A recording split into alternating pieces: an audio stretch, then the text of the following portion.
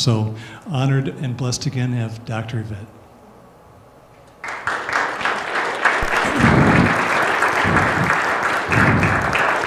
Well, good morning. I'm coming up with my water and my tissues. I think like many people, I got taken down with the flu this week, and I spent the last 3 days in bed. So I'm feeling a little shaky. This is my first being out in public since Thursday morning. Well, it's not entirely true. I had a couple of other things, but so normally I get up and I just start talking. But I had so much anxiety about getting up and talking about transforming anxiety that I made cheat sheets for myself, which I almost never do. And so I began thinking a little bit about what was coming up around that. Why would that be? Normally, I stand up in front of groups of people and I improv.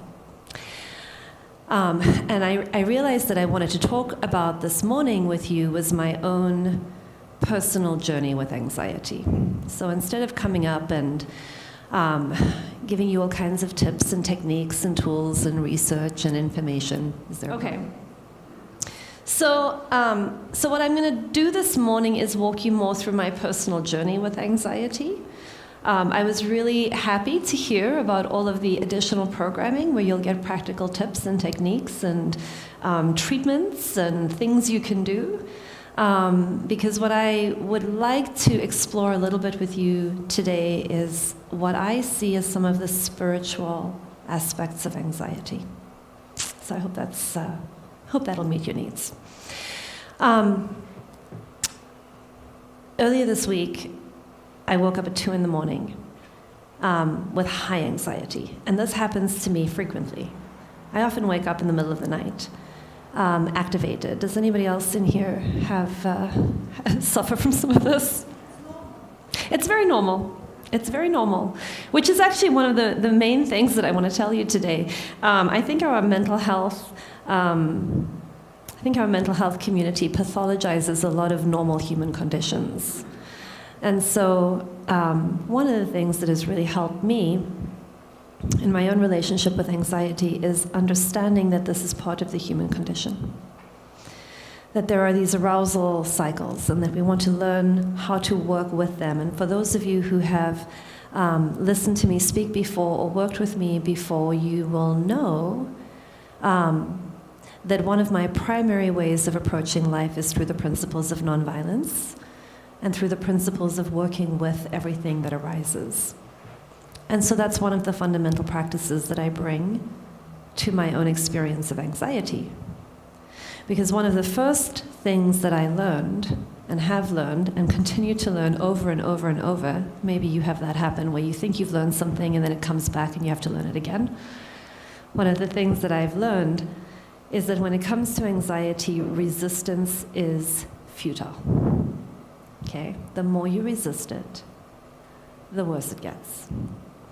So one of the gifts of anxiety is learning how to work with everything that is arising, how to greet it, how to be with it, how to be in relationship to it, how to normalize it, how to relax in its presence. And so that's part of what I want to walk you through a little bit today. Before we go there, I also want to just name the fact that we use this word anxiety to point to a vast range of internal experiences. So when I say the word anxiety, what each of you may be thinking of or what you may recognize as anxiety in you could be very, very different things. What I might call anxiety might not be what you're calling anxiety. So I want to make it a little bit more neutral for a moment. And I want to talk about it as a state of high arousal. So I'd like you to turn to somebody sitting next to you, and I'd like you to share with one another what the felt sense of anxiety feels like in your body. What is happening inside of you that you would evaluate and diagnose as an anxiety reaction? What are the sensations going on? What is the thinking going on? What do you notice in your internal state? So just take a couple of minutes and just connect with that experience. But in terms of physical sensations that you're feeling, Shallow breathing and rapid heart rate. What else? Tight body, just tight muscles. Yeah, you have a really biological reaction, right? We have tight muscles, and part of what you're saying, you said going to the state of resistance, where you're wanting to brace against an internal experience. Stomach aches. What else happens? You can get really hot. Some people will also get really cold. Do you notice that? I get very, very cold hands, for example, when I'm anxious. They're freezing cold right now. I know, I love speaking in front of people, and I'm also terrified of it at the same time, which I'm going to talk a little bit about in a moment. But I want to ground us in the physiology for a moment of anxiety, because it's one of the places that you can ground and neutralize. It's simply a biological reaction that you're having. And it's a reaction of arousal. And if we start looking at, are you all familiar with the inverted U curve of anxiety and performance? Are you all familiar with this? Okay. So you need a certain amount of arousal and activation in your life for optimal performance. And so something comes your way, and a situation needs something from you that requires some exertion and some effort, and you need more focus, and you need more energy available to you. So your biology activates, and it gives you a rush of all kinds of hormones and neurotransmitters so that you have some energy available in order to deal with something in front of you. You need an optimal amount of activation in order to gear up and then come back down, right? And then we come back to homeostasis. So what we're finding is that a lot of people are getting good at gearing up, and then we get stuck. And then we get stuck in the geared up state. We don't yet, many of us don't know how to bring ourselves back down. Are you familiar with this? Okay, so one of the things that happens when we gear up, our biology gets activated. We have all of this activation and arousal moving through us. And then our mind kicks in. And then we begin to ruminate. And then our mind, because most of you have grown up in cultures like I have, and many of you have heard me say this before, your mind has been conditioned to see everything that happens through the lens of right and wrong. And so what your mind is going to do, its first consciousness, which is not its only consciousness, but it tends to be default consciousness for most people. Your first consciousness is to ask your first question, which is, what is wrong? And if you're highly aroused, you're going to either think that there's something wrong out there, or there's something wrong in here. And the degree to which you feed the thinking that something is wrong with me, you will increase your anxiety. Is that making sense to people? And so there's a light side and a dark side to everything that we do to help ourselves. So when we say, oh, that's anxiety, to the degree that that's soothing, if naming it neutralizes it for you and it helps you go, oh, it's just this normal thing, oh, that's what it is. Much like if you're walking in the woods and you come across a snake and you go, oh, that's just a common brown house snake, no problem. That could be the light side. But to the degree that I have yet another thing to find wrong with myself, and yet another thing that is a project that I need to change, and yet another thing that I now need to ruminate about and worry about and obsess about, it's actually going to increase that kind of activation, and we can get stuck on.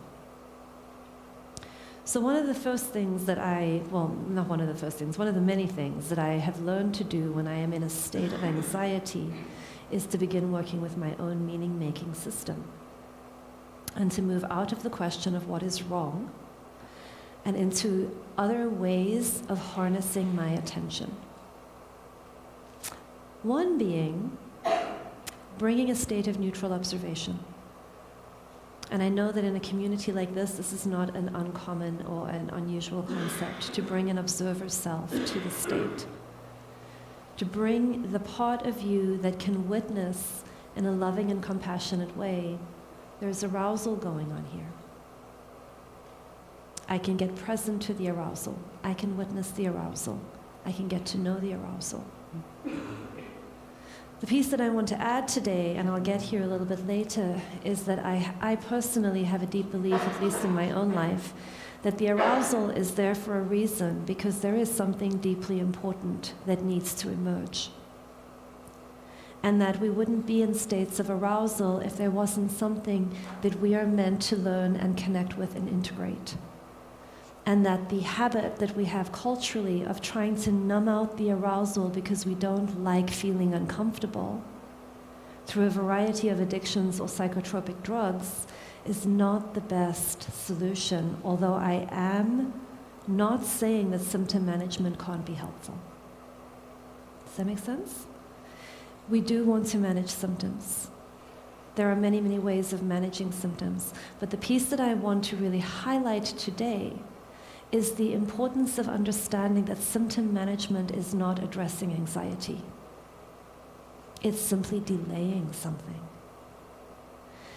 And that you have another choice, which is actually witnessing, observing, connecting, and going inward, developing your ability to sit with uncomfortable states, and allowing deeper truths in your life to begin to emerge and work their way through you.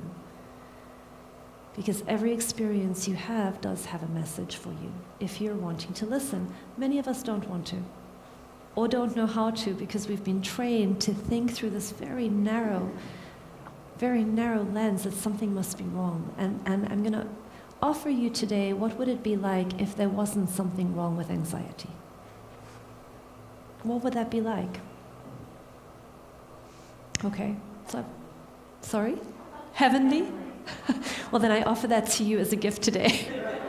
So, this all sounds really good, except when I woke up at 2 a.m, and I thought to myself, okay, Yvette, so let's get present to your anxiety. I thought I was going to crawl out of my skin. And I was like, this getting present to anxiety business, I don't really like this idea very much. I do not enjoy this presence to anxiety. I'm actually getting more anxious. And, and I want to start moving. And I thought, okay, so what happens if you just get out of bed and start moving? And so when you live in a community, this might be a little bit more challenging than in this moment where I happen to have the house to myself. So I got up and I began cleaning the house, which was very soothing. And then I began thinking to myself, okay, so what's wrong with this? You don't clean your house at 2 a.m. And then I thought, why not? Why not? Why don't you clean your house at 2 a.m? Where did I get this idea from? Why would that not be fine? I'm cleaning my house at 2 a.m. It's very soothing. I'm enjoying myself. It's meditative. And I became aware of how many templates I had in my mind about when and how we should do things, and the appropriate time and the inappropriate time, and the culturally accepted routines that I'm supposed to template my emergent living being into. And that when I'm not following the rules about how everybody does it, there's this arousal that kicks in, that there must be something wrong with me. So I learned to relax with that, and I went, okay, I do have the gift of being very used to being weird. I've always been the weird one. Every community I've ever been in, I've always been the one that doesn't fit in. I've always been the strange one. So you know what? I made peace with that a long time ago. So here I am cleaning the house, and I realized so physical activity can help. And journaling can help. And you're going to get all of these, it sounds like, over the month. So I don't want to go into all of that. But I do want to talk about the attitude of working with everything that arises, and about the meaning that you're making of the internal states that you're experiencing. So there was some research done where they have mapped out the internal experience of anxiety, right? What's happening in you neurologically. And it is the same, you may know this already, it's the same neurological, it's the same biological experience as excitement. Did you know that already? Excitement. In fact, the biology of excitement and the biology of anxiety are identical. One of them we enjoy and one of them we don't. What makes the difference? The meaning we make. Okay? the way that we categorize it. Whether we're thinking, this is going to be fun and adventurous, and, I'm going to get up in front of all these people I've mostly never met before and, get to find out things that I didn't know I was going to say. Or I'm going to get up there and I'm really sick and I have the flu and I'm tired and I'm not going to, say anything and I'm going to lose my train of thought. There you go. Which experience do you want to have? So I'm going to see it as fun. Yeah, you're welcome. I generally find you guys super fun. So I wanted to find this research for you because I found this super fascinating. Because when I'm anxious, I have to over-prepare. I know none of you do that. I was thinking about, those little Chinese, I think they're Chinese, I don't know if they are or not, but those little finger traps where you put your hands, your fingers in each one, and then the more you pull, the tighter they get. That's exactly how I experience anxiety. The more I try to get out of it, the more that I resist it, the tighter it gets, and the more it seems to get a grip on me. So here, let me find you okay, here are the studies. The studies show that when you train people to say, I am excited, instead of saying, I am anxious, they score higher on math tests, they sing better in karaoke concerts, if you're interested in that, and they perform better on speeches. So I'm going to let you know I'm very, very excited to be here with you today. And the reason is because you are moving yourself consciously out of a threat mindset, which activates more fear, into an opportunity mindset, which activates more optimism and goal orientation and performance. So a simple one, right? Instead of I am anxious, I am excited. So then, of course, the researcher in me is like, yeah, that's just semantics. It's not going to work. Because I have to go test it out. So I encourage you all to test it out. Next time I come back, you can let me know how it goes. It is also easier to get from anxiety to excitement than to get from anxiety to calm. See, one of the things that I find with a lot of people who come into my office is that they don't like the feeling of anxiety and they want to get to calm. And so the thing that I find a lot is people want breathing techniques and they want mantras and they want meditations. They also, obviously want substances of various kinds to help them.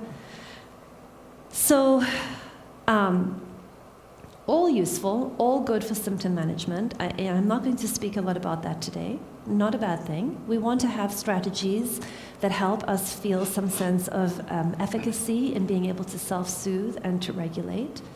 You also want to be able to manage how much and have choicefulness about how much activation I'm really willing to be metabolizing at any given period in time. All fine. But it is an easier step to go first from anxiety to excitement and then help yourself get from excitement to calm. So I want to offer you that one just because it's a little bit easier than going from anxious to zenned out. Does that make sense to people? Okay, so I wanted to share that with you. Say more about that. Yeah. No, so I love what you're bringing up because it's such a beautiful example of joining what is instead of resisting what is. When we are not okay, we want to be matched, we don't want to be fixed. We want to be joined. There is something about having a community of people, having friends, having a partner, having a therapist, having a spiritual teacher, whomever it is. When I'm up and up, the worst thing you can say is relax. Right? It's like, I'm going to go more up if you tell me to relax. What I'm really wanting to hear is, I'm with you. I'm with you. Yeah, this sucks. It's terrible. The world is going to end. Nuclear war is imminent. We're all going to die soon. But I don't know when. So I'm anxious, right? But I want you to be there with me. Because if you can be there with me, then in community, we can hold it differently. And we can hold it together. I don't want you to separate yourself from me and start telling me how to fix myself. This is worse. So we want to learn ways of being with our anxiety, Let's make it excitement. Being with people who are activated. Being with yourself when you're activated. And getting to that place, lovely. Let's take it first, take the activation, and let's turn it into house cleaning, or dancing, or exercising, or movement, or crazy scribbling on a page. Whatever it is that you feel like represents for you an attitude of working with, welcoming what is coming into your experience, greeting it, working with it, learning from it, being open to it, being curious. And as you do that, it will find its own natural intelligence if you can follow it. And it is the state of a healthy body, a being in a state of well-being, to come back to homeostasis. If you will follow the wisdom, if you will work with yourself instead of against yourself. But we're taught to work against ourselves all the time. We're taught to see it as bad and wrong, and then act upon ourselves and act upon one another. And that's one of the things that I just want to highlight as something that you can work on shifting. Greet it all. Okay, and then you can get into that place of relaxation. I think I've told this story before when my daughter was a baby and we were living in England, and I had done everything, right? I had fed her and changed her, and everything was fine, and this little baby would not stop crying. And I called my mother, who was living in the States, and I was going crazy, because the more she was crying, the more up I was getting. And, you start going, what can I do? What can I do? I need to make it stop. This kind of thinking that I need to make it stop. It's toxic thinking, you guys. So I call my mom, and she says, this was one of the times that it actually worked. She said, Yvette, just relax. I said, what do you mean relax? She said, because bring your own nervous system down, and the baby will attune. Put your attention on your own nervous system, and bring yourself into a state of calm, and hold her, and she will intuitively begin to attune. She actually needs you to lead the way. If you join her too much there, you're both, you need someone else. That's why I'm calling you, right? So this is a piece with anxiety. When you greet it in yourself and you learn, you bring in your little witnessing observer self, as if you're that good parent that some of you had and some of you didn't have.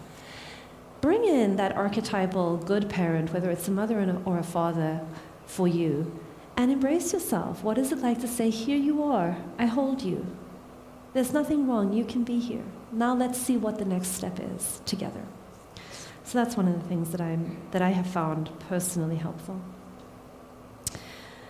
So Thich Nhat Hanh, I'm sure most of you know who this is. I wanted to share a quote with you by him. The only way to ease our fear and be truly happy is to acknowledge our fear and look deeply at its source. Instead of trying to escape our fear, we can invite it up into our awareness and look deeply and clearly. We are afraid of things outside of ourselves that we cannot control. We worry about becoming ill, aging, and losing the things we treasure the most. We try to hold tight to the things we care about, our possessions, our property, our loved ones. But holding tightly doesn't ease our fears. When we have the power to look deeply at our fears with compassionate consciousness, then our fear no longer controls us. So the first intention, and I'm drawing much more specifically on the practices of nonviolence. The first step is the intention to connect with everything that arises, instead of trying to control it. Connect with your anxiety, make a friend of it, get to know it. Ask it questions, get curious, sit in a room with it, allow it to exist within you. And trust me, this is difficult because I will jump out of anxiety very quickly and go into research. That's what I prefer. I'm like, I'm going to go up into my mind, out here into everything external out there because somebody has a treatment. I have not found that to be useful in my personal life, and I've read a lot of research. The research keeps saying, by the way, go back in. So, so the second practice is mindful observation, greeting everything without evaluation, not seeing the anxiety as something bad and wrong. One of the other language tricks that I would like to give you is to stop saying that I am anxious. I would invite you to use different language. Anxiety is arising right now is a different way of working with anxiety than telling yourself, I am anxious. When I use the language, I am anxious, I'm tying it into my sense of identity. And if I fuse with the anxiety and I take it in as a part of who I am, I will suffer more. And I will feel less choiceful around it. Is that making sense to people? To the degree that I can take a step out and say, oh, look at that, anxiety is arising, I keep myself grounded and centered in a different experience of who I am and what I am. And this is the spiritual piece, again, for me, take whatever is useful for you and leave the rest, where I am a spiritual being having a human experience. And one of the human experiences that I'm getting to know right now is the shared human experience of anxiety. And my ability to sit with anxiety, get to know anxiety, be present to anxiety, is my stepping stone to shared humanity with everybody else, and is also the ground out of which I am able to sit with your anxiety and help you with yours. But the degree to which I'm unable to be present to my own anxiety is the degree to which I will run away from yours. And when you bring me yours, I will see you as something dangerous, and I will try to fix you in order to make me feel better. These are not healing relationships. And for me, the journey is about nurturing healing relationships. So my first job is learning to sit with it in myself. Is that making sense to people? Okay. So mindful observation, anxiety is arising right now. Pema Chodron has a lovely, and I'm sure many other teachers have said the same thing, so I don't know who really to credit the original idea to, but it is the idea that I am the sky and everything that arises is the weather. So to the degree that you can see anxiety as the weather that is arising right now, but I am the sky, experiencing and witnessing the weather, which will move through as the pressure patterns change, then my relationship with anxiety is transformed. I'm no longer afraid of it. I can greet it from a different place inside of me. All right, let's see what else I wanted to tell you. Yeah, shifting out of resistance is a key thing.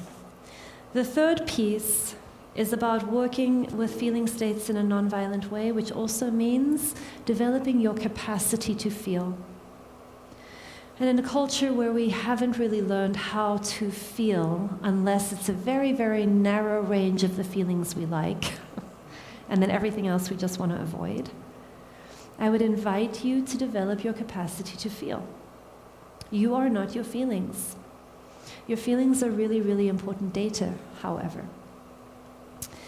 So when you bring your mindful observation into your body and you begin noticing the patterns of how and when anxiety shows up in your life, you may start discovering things. One of the things that I had been resisting with my own patterns of anxiety had a lot to do with knowing what things I needed to be eating and not eating and drinking and not drinking. There was an intuitive knowing that I had about what would really support me and what does not support me. And my anxiety would show up at 2 a.m, usually when I had had a pattern of not listening to that intuitive knowledge for the few days beforehand. And my body would literally, this is the way I interpret it, I do what you would like with it. My body would literally wake me up at 2 a.m. with, this is not working for me, Yvette. Pay attention. And when I could slow down and begin doing a practice, I used to teach a lot of mind-body skills groups, and one of the practices that we would do in a mind-body skills group is something called dialoguing with a symptom, where you literally sit down with a piece of paper and you put a little Y for Yvette and a little A for anxiety, and you begin writing out a dialogue, stream of consciousness style. Dear anxiety, you've woken me up at 2 a.m. again. Screw you. Why are you here? And then you take the voice of the anxiety and you have a look and see what it has to say back. And the kinds of things that can emerge in a practice like that can be very, very transformative.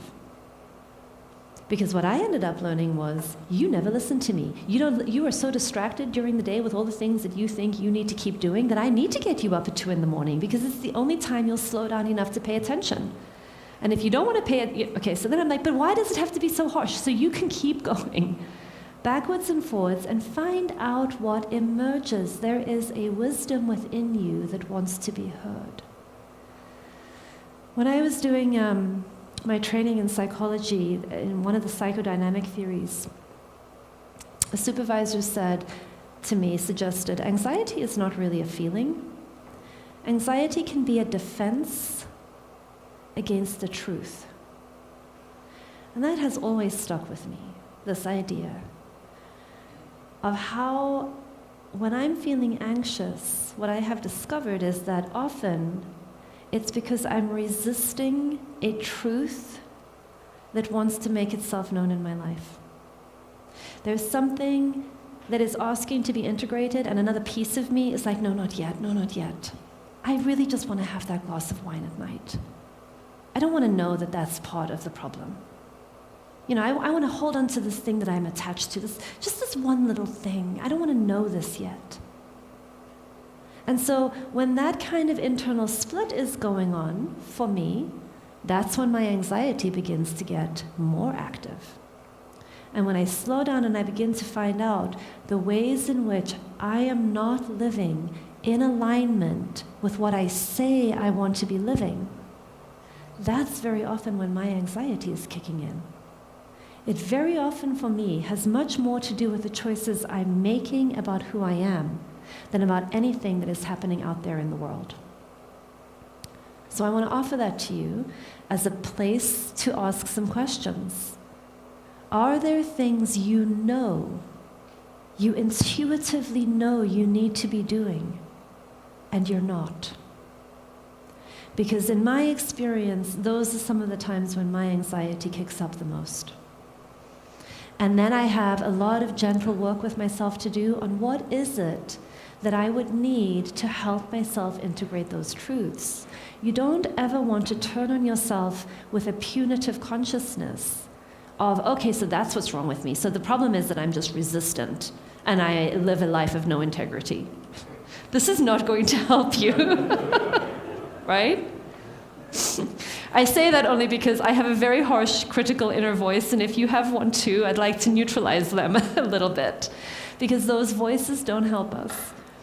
Greeting it all with curiosity and love and relaxing into it like with that baby and saying, it's okay, we've got this, but we also want to know what's going on. We want to get more aware. We want to get more conscious. We want to work with. We don't want to power over the anxiety. We also don't want to be victims of it. Is that making sense to people? We have a lot of choices around anxiety. Okay. Here we go. Integrity, and then the very final thing that I'm going to bring up.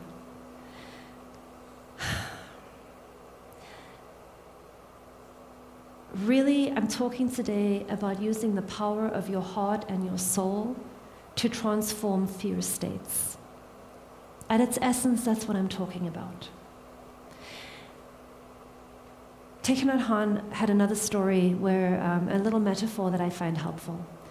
If you take a rock or a little pebble and you throw it into the water, it's going to sink. But if you have a boat, you can have a whole bunch of rocks that don't sink when you have a container that can carry it. But if you throw one solitary rock over and over, nothing is going to keep them from sinking, right? They're not going to float. Intentional, compassionate, loving communities are the boat that we need in order to begin transforming out of fear states and into love states. We cannot do it alone. I have not been able to do it alone. When I am highly anxious, I have a circle of people that I draw on, because a group can hold an energy better than I can do on my own.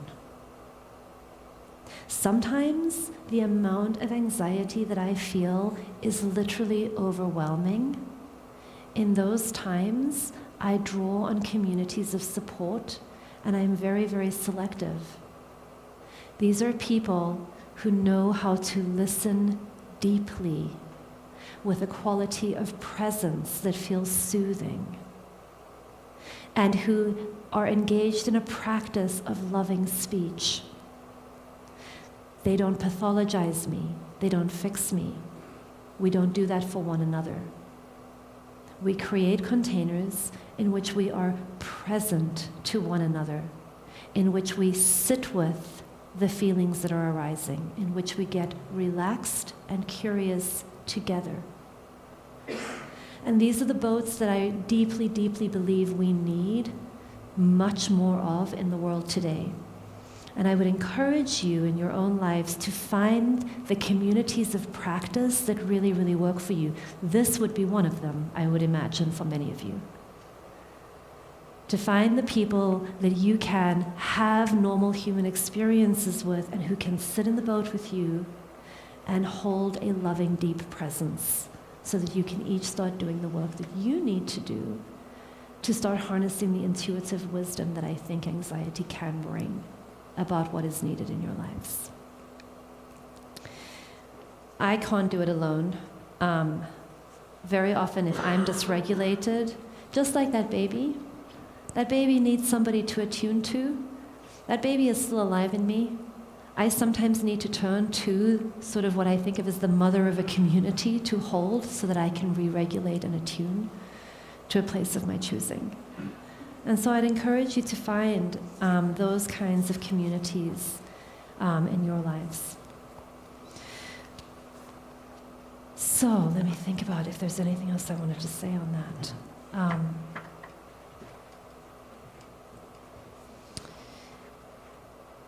Although anxiety ends up being a really, really biological experience, it is loving compassion and energy that brings the consciousness that helps us work with it. And ultimately, what I'm hoping for 2018, this is my year of working with everything, and so I hope you'll join me in some of that. That's it for today. Thank you.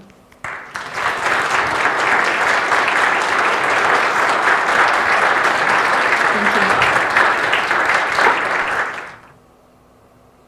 All right. I brought a blessing by John O'Donohue for presence. Awaken to the mystery of being here and enter the quiet immensity of your own presence. Have joy and peace in the temple of your senses. Receive encouragement when new frontiers beckon. Respond to the call of your gift and the courage to follow its path. Let the flame of anger free you of all falsity. May warmth of heart keep your presence aflame. May anxiety never linger about you. May your outer dignity mirror an inner dignity of soul. Take time to celebrate the quiet miracles that seek no attention. Be consoled in the secret symmetry of your soul. And may you experience each day as a sacred gift woven around the heart of wonder. Thank you. Thank you.